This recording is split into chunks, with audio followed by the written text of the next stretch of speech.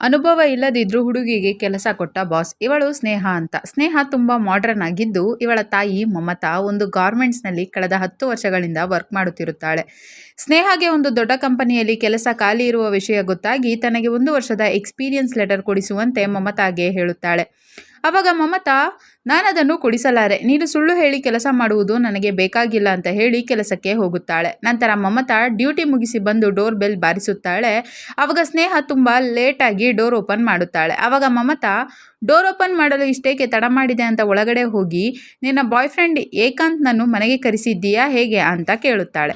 ಆವಾಗ ಸ್ನೇಹ, ಹಾಗೇನಿಲ್ಲ, ನೀನು ನನ್ನ ಮೇಲೆ ಡೌಟ್ ಪಡುವುದನ್ನು ಬಿಡು ಅಂತ ಹೇಳುತ್ತಾಳೆ. ಆವಾಗ ಮಮತಾ, ನೀನು ಎಂತಹ ಹುಡುಗಿ ಅಂತ ನನಗೆ ಚೆನ್ನಾಗಿ ಗೊತ್ತಿದೆ. ಇಷ್ಟು ದುಬಾರಿಯ ಸ್ಮಾರ್ಟ್ಫೋನ್ ಹಾಗೆ ಬರುವುದಿಲ್ಲ. ನನ್ನದು ಸಮಾಜದಲ್ಲಿ ಒಳ್ಳೆಯ ಹೆಸರಿದೆ, ಅದನ್ನು ಹಾಳು ಮಾಡಬೇಡ ಅಂತ ಬೈಯುತ್ತಾಳೆ. ಮರುದಿನ ಸ್ನೇಹ ಎಕ್ಸ್ಪೀರಿಯನ್ಸ್ ಲೆಟರ್ ಇಲ್ಲದೆ ಇಂಟರ್ವ್ಯೂ ಕೊಡಲು ಹೋಗುತ್ತಾಳೆ. ಆವಾಗ ಅಲ್ಲಿಯ ಬಾಸ್ ದೀಪಕ್ ಅವಳ ಸೌಂದರ್ಯವನ್ನು ನೋಡಿ ಫಿದಾ ಆಗುತ್ತಾನೆ. ಆದರೆ ಸ್ನೇಹಳ ರೆಸ್ಯೂಮ್ನಲ್ಲಿ 1 ವರ್ಷದ ಎಕ್ಸ್ಪೀರಿಯನ್ಸ್ ಇದೆ ಅಂತ ಬರೆದು ಆ ಲೆಟರ್ ಇಲ್ಲದೆ ಇದ್ದದನ್ನು ನೋಡಿದ ದೀಪಕ್, ಈ ಕೆಲಸ ಸಿಗಬೇಕಾದರೆ ವರ್ಕ್ ಎಕ್ಸ್ಪೀರಿಯನ್ಸ್ ಲೆಟರ್ ಬೇಕೇ ಬೇಕು ಅಂತ ಹೇಳುತ್ತಾನೆ. ಆವಾಗ ಸ್ನೇಹ, ಸರ್, ನನಗೆ ಈ ಕೆಲಸದ ಅವಶ್ಯಕತೆ ತುಂಬ ಇದೆ, ನಾನು ನಿಮಗೆ ಎಲ್ಲ ರೀತಿಯಿಂದ ಸಹಕರಿಸುತ್ತೇನೆ, ಪ್ಲೀಸ್ ನನಗೆ ಈ ಕೆಲಸ ಸಿಗುವಂತೆ ಮಾಡಿ ಅಂತ ಹೇಳುತ್ತಾಳೆ. ಆವಾಗ ದೀಪಕ್, ನೋಡೋಣ, ನಾನು HR ಟೀಮ್ ಜೊತೆ ಮಾತನಾಡಿ ನಿಮಗೆ ನೋಡುತ್ತೇನೆ ಅಂತ ನಾಳೆಯವರೆಗೆ ಟೈಮ್ ಕೊಟ್ಟು ಕಳುಹಿಸುತ್ತಾನೆ. ನಂತರ ಮನೆಗೆ ಹೋದಂತಹ ಸ್ನೇಹ ಎಕ್ಸ್ಪೀರಿಯನ್ಸ್ ಲೆಟರ್ ಕೊಡಿಸುವಂತೆ ಮತ್ತೊಮ್ಮೆ ಮಮತಾಳನ್ನು ಕೇಳುತ್ತಾಳೆ. ಆವಾಗ ಮಮತಾ, ಸುಳ್ಳು ಹೇಳಿ ಕೆಲಸ ಪಡೆಯುವುದು ಸರಿಯಲ್ಲ, ನನ್ನ ಜೊತೆ ಗಾರ್ಮೆಂಟ್ ಕೆಲಸಕ್ಕೆ ಬಾ ಅಂತ ಹೇಳುತ್ತಾಳೆ. ಆವಾಗ ಸ್ನೇಹ, ನಾನಂತೂ ನಿನ್ನಂತಹ ಕೆಲಸ ಮಾಡುವುದಿಲ್ಲ, ನಾನೇನಾದರೂ ಮಾಡಿದರೆ ದೊಡ್ಡ ಕಂಪನಿಯಲ್ಲಿ ಮಾತ್ರ ಕೆಲಸ ಮಾಡುತ್ತೇನೆ ಅಂತ ಹೇಳಿ ಮರುದಿನ ಆಫೀಸ್ಗೆ ಹೋಗುತ್ತಾಳೆ. ಆವಾಗ ದೀಪಕ್, ನಾನು HR ಜೊತೆ ತುಂಬ ರಿಕ್ವೆಸ್ಟ್ ಮಾಡಿಕೊಂಡು ಈ ಜಾಬ್ ನಿನಗೆ ಕೊಡಿಸಿದ್ದೇನೆ, ನೀನು 1 ವಾರ ಬಿಟ್ಟು ತಪ್ಪದೆ ಎಕ್ಸ್ಪೀರಿಯನ್ಸ್ ಲೆಟರ್ ತಂದು ಕೊಡಬೇಕು ಅಂತ ಸ್ನೇಹಗೆ ಹೇಳುತ್ತಾನೆ. ಆವಾಗ ಸ್ನೇಹ, ನಾನು ನಿಮ್ಮ ಹೆಲ್ಪ್ ಯಾವತ್ತೂ ಮರೆಯುವುದಿಲ್ಲ ಅಂತ ಹೇಳುತ್ತಾಳೆ. ಆವಾಗ ದೀಪಕ್, ಎಲ್ಲರೂ ಮೊದಲು ಹೀಗೆ ಹೇಳುತ್ತಾರೆ, ಆಮೇಲೆ ಎಲ್ಲವನ್ನು ಮರೆತು ಬಿಡುತ್ತಾರೆ ಅಂತ ಹೇಳುತ್ತಾನೆ. ಆವಾಗ ಸ್ನೇಹ, ನಾನು ಬೇರೆಯವರ ಥರ ಅಲ್ಲ, ನೀವು ಏನು ಹೇಳುತ್ತೀರಿ ಎಲ್ಲ ಕೆಲಸವನ್ನು ಮಾಡುತ್ತೇನೆ ಅಂತ ಹೇಳುತ್ತಾಳೆ. ನಂತರ ದೀಪಕ್ ಅವಳನ್ನು ಕೆಟ್ಟ ದೃಷ್ಟಿಯಿಂದ ಟಚ್ ಮಾಡುತ್ತಾನೆ. ಮರುದಿನ ಸ್ನೇಹ ಆಫೀಸ್ಗೆ ಹೋದಾಗ Deepak HR team experience letter ಬೇಕೇ ಬೇಕು ಅಂತ ಕೇಳುತ್ತಿದ್ದಾರೆ ಅಂತ ಸ್ನೇಹಗೆ ಹೇಳುತ್ತಾನೆ. ಆವಾಗ ಸ್ನೇಹ, ಅದು ಸಿಗುವುದು ಕಷ್ಟವಿದೆ, ಪ್ಲೀಸ್ ನನಗೆ ಇದೊಂದು ಹೆಲ್ಪ್ ಮಾಡಿ ಅಂತ ಅವನಿಗೆ ಕ್ಲೋಸ್ ಆಗಿ ನಿಲ್ಲುತ್ತಾಳೆ. ನಂತರ ದೀಪಕ್, ನಾನು HR ಟೀಮ್ ಜೊತೆ ಮಾತನಾಡಿದ್ದೇನೆ, ಇನ್ನು ನೀನು ಎಕ್ಸ್ಪೀರಿಯನ್ಸ್ ಲೆಟರ್ ಕೊಡೋ ಅವಶ್ಯಕತೆ ಇಲ್ಲ ಅಂತ ಹೇಳುತ್ತಾನೆ. ಆವಾಗ ಸ್ನೇಹ ಖುಷಿಯಿಂದ ಅವನನ್ನು ತಬ್ಬಿಕೊಳ್ಳಲು ಹೋಗುತ್ತಾಳೆ. ನಂತರ ದೀಪಕ್ ಸ್ನೇಹಳನ್ನು ಚೇಂಬರ್ ಒಳಗೆ ಕರೆದು ಮತ್ತೆ ಕೆಟ್ಟ ದೃಷ್ಟಿಯಿಂದ ಟಚ್ ಮಾಡುತ್ತಾನೆ. ಆವಾಗ ಸ್ನೇಹ ಸ್ಮೈಲ್ ಕೊಡುತ್ತಾ ಸುಮ್ಮನಾಗುತ್ತಾಳೆ. ನಂತರ ದೀಪಕ್ ಅವಳನ್ನು ಮನೆಗೆ ಡ್ರಾಪ್ ಮಾಡುತ್ತಾನೆ. ಆಮೇಲೆ ಸ್ನೇಹ ಚೆನ್ನಾಗಿ ಮೇಕಪ್ ಮಾಡಿಕೊಂಡು ದೀಪಕ್ಗೆ ಸೆಲ್ಫಿ ಕಳಿಸುತ್ತಾಳೆ. ಆವಾಗ ದೀಪಕ್ ಅವಳ ಫೋಟೋಗಳನ್ನೇ ನೋಡುತ್ತಾ ಕುಳಿತುಕೊಳ್ಳುತ್ತಾನೆ. ಆವಾಗ ದೀಪಕ್ನ ಹೆಂಡತಿ ಮಾಯಾ ಊಟಕ್ಕೆ ಬನ್ನಿ ಅಂತ ಕರೆಯುತ್ತಾಳೆ. ಆವಾಗ ದೀಪಕ್ ಮಾಯಾಳನ್ನು ನೋಡದೆ ಸ್ನೇಹಗೆ ಕಾಲ್ ಮಾಡಿ ಫೋಟೋ ಸೂಪರ್ ಆಗಿವೆ ಅಂತ ಹೇಳುತ್ತಾನೆ. ಆವಾಗ ಸ್ನೇಹ, ಅವು ಬೈ ಮಿಸ್ಟೇಕ್ ಆಗಿ ನಿಮಗೆ ಸೆಂಡ್ ಆಗಿದ್ದಾವೆ ಅಂತ ಹೇಳುತ್ತಾಳೆ. ಆವಾಗ ದೀಪಕ್, ನಿಜವಾಗಲೂ ನಿನ್ನ ಫೋಟೋ ಸೂಪರ್ ಆಗಿದ್ದಾವೆ, ನಾಳೆ ಆಫೀಸ್ನಲ್ಲಿ ಸಿಗೋಣ ಅಂತ ಹೇಳುತ್ತಾನೆ. ನಂತರ ಊಟವಾದ ಮೇಲೆ ದೀಪಕ್ ಮಾಯಾ ಜೊತೆ ಸ್ವರ್ಗ ಸುಖ ಕಾಣುತ್ತಾನೆ. ಆವಾಗ ಮಾಯಾ, ನೀನು ಸ್ವಲ್ಪ ಸಮಯದ ಹಿಂದೆ ಫೋನಿನಲ್ಲಿ ಯಾರ ಫೋಟೋ ನೋಡುತ್ತಿದ್ದೆ ಅಂತ ಕೇಳುತ್ತಾಳೆ. ಆವಾಗ ದೀಪಕ್, ಯಾರದ್ದು ಇಲ್ಲ ಅಂತ ಹೇಳುತ್ತಾನೆ. ಮರುದಿನ ದೀಪಕ್, ನಿನಗೆ ಯಾರಾದರೂ ಬಾಯ್ ಫ್ರೆಂಡ್ ಇದ್ದಾರಾ ಅಂತ ಸ್ನೇಹಳನ್ನು ಕೇಳುತ್ತಾನೆ. ಆವಾಗ ಸ್ನೇಹ ಇಲ್ಲ ಅಂತ ಹೇಳುತ್ತಾಳೆ. ನಂತರ ಖುಷಿಯಾದ ದೀಪಕ್ ಮರುದಿನ ಸ್ನೇಹಳ ಪ್ರಮೋಷನ್ ಬಗ್ಗೆ HRಗೆ ಮೇಲ್ ಮಾಡುತ್ತಾನೆ. ನಂತರ ಪ್ರಮೋಷನ್ ಸಿಕ್ಕ ಖುಷಿಯಲ್ಲಿ ಸ್ನೇಹ ದೀಪಕ್ಗೆ ಥ್ಯಾಂಕ್ಸ್ ಹೇಳುತ್ತಾಳೆ. ಆವಾಗ ದೀಪಕ್, ನನಗೆ ನಿನ್ನ ಥ್ಯಾಂಕ್ಸ್ ಬೇಡ, ಪಾರ್ಟಿ ಬೇಕು ಅಂತ ಅವಳನ್ನು ತನ್ನ ಮನೆಗೆ ಕರೆದುಕೊಂಡು ಹೋಗುತ್ತಾನೆ. ಆವಾಗ ಸ್ನೇಹ, ನಿಮ್ಮ ವೈಫ್ ಇಲ್ವಾ ಅಂತ ಕೇಳುತ್ತಾಳೆ. ಆವಾಗ ದೀಪಕ್, ಅವಳ ವಿಷಯ ಎತ್ತಬೇಡ, ಮಾಯಾ ನಿನ್ನಷ್ಟು ಬ್ಯೂಟಿಫುಲ್ ಇಲ್ಲ, ನೀನು ತುಂಬ ಸುಂದರವಾಗಿದ್ದೀಯಾ, ನಿನ್ನನ್ನು ಮದುವೆಯಾಗುವವನು ನಿಜವಾಗಿಯೂ ಪುಣ್ಯ ಮಾಡಿದ್ದಾನೆ, ನೀನು ಮೊದಲ ನೋಟದಲ್ಲಿಯೇ ನನಗೆ ಇಷ್ಟವಾಗಿ ಬಿಟ್ಟೆ, ಹಾಗಾಗಿಯೇ ನಾನು ನಿನಗೆ ಹೆಲ್ಪ್ ಮಾಡಿದ್ದು ಅಂತ ಹೇಳುತ್ತಾನೆ.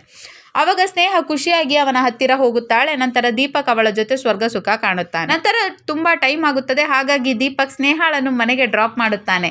ಆವಾಗ ಸ್ನೇಹ ಕಾರ್ನಲ್ಲಿ ಲೇಟಾಗಿ ಬಂದದ್ದನ್ನು ನೋಡಿದ ಮಮತಾ, ನೀನು ಇಷ್ಟು ಲೇಟಾಗಿ ಬರುವುದಾದರೆ ಆ ಕೆಲಸವನ್ನೇ ಬಿಟ್ಟು ಬಿಡು ಅಂತ ಬೈಯುತ್ತಾಳೆ.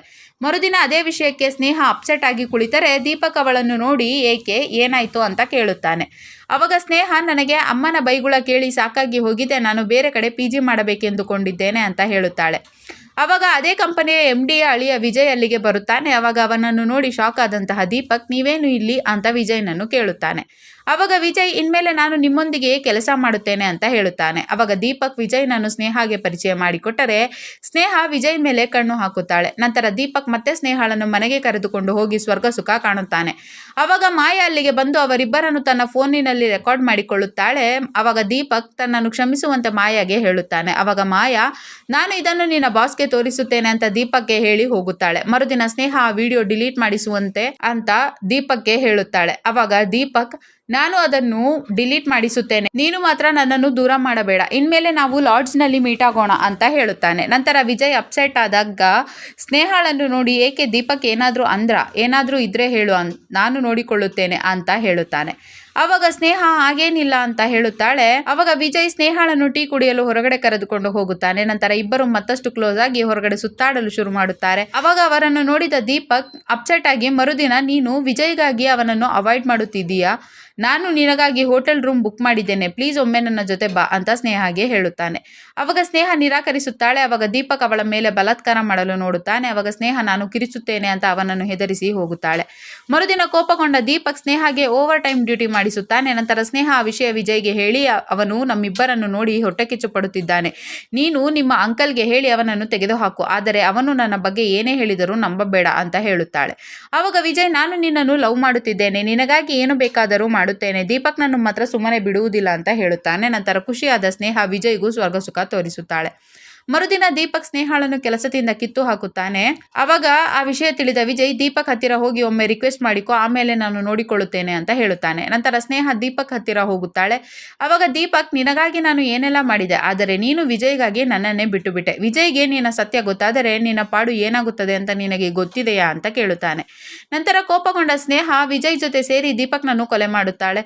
ನಂತರ ಪೊಲೀಸರು ಸ್ನೇಹ ಮನೆಗೆ ಹೋಗಿ ನಿಮ್ಮ ಹಾಗೂ ದೀಪಕ್ ನಡುವೆ ಅಫೇರ್ ಇತ್ತು, ಮಾಯಾ ಅವರು ನಿಮ್ಮಿಬ್ಬರ ಪ್ರೈವೇಟ್ ವಿಡಿಯೋ ನಿಮಗೆ ತೋರಿಸಿದ್ದಾರೆ, ನೀವೇಕೆ ದೀಪಕ್ ಅವರನ್ನು ಕೊಲೆ ಮಾಡಿದ್ದೀರಿ ಅಂತ ಸ್ನೇಹಾಳನ್ನು ಕೇಳುತ್ತಾರೆ. ಅವಾಗ ಸ್ನೇಹ ನಾನಾಗೆ ಈ ಕೊಲೆ ಮಾಡಿಲ್ಲ, ಅವತ್ತು ಮಾಯಾ ಮೇಡಮ್ ನನ್ನ ಹತ್ತಿರ ಬಂದು ನನ್ನ ಹಾಗೂ ದೀಪಕ್ನ ವಿಡಿಯೋ ತೋರಿಸಿ ಇದುವರೆಗೆ ದೀಪಕ್ ನಿನ್ನಂತಹ ಅನೇಕ ಹುಡುಗಿಯನ್ನು ಯೂಸ್ ಮಾಡಿ ಬಿಸಾಕಿದ್ದಾನೆ, ನನಗೆ ಅವನಿಂದ ಸಾಕಾಗಿ ಹೋಗಿದೆ, ಈ ವಿಡಿಯೋ ನಾನು ವೈರಲ್ ಮಾಡಬಾರದು ಎಂದರೆ ನೀನು ದೀಪಕ್ನನ್ನು ಕೊಲೆ ಮಾಡಬೇಕು, ನಾನು ಈ ವಿಡಿಯೋ ಡಿಲೀಟ್ ಮಾಡುವುದರ ಜೊತೆಗೆ ನಿನಗೆ 10 ಲಕ್ಷ ಹಣ ಕೊಡುತ್ತೇನೆ ಅಂತ ನನಗೆ ಹೇಳಿದ್ರು, ಹಾಗಾಗಿ ನಾನು ವಿಜಯ್ ಜೊತೆ ಸೇರಿ ದೀಪಕ್ನನ್ನು ಕೊಲೆ ಮಾಡಿದೆ ಅಂತ ಪೊಲೀಸರಿಗೆ ಹೇಳುತ್ತಾಳೆ.